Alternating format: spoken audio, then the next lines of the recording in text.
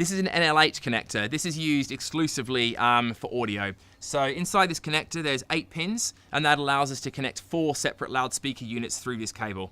The reason we do that is sometimes you might have a bass speaker, a mid-frequency, a high frequency speaker, and so on. It's a great system because it doesn't snag very easily because it's got a good tapered shape to it. It's very commonplace in pro-grade audio systems, and it's also generally quite good value for money as a connector, and it's very, very durable as well.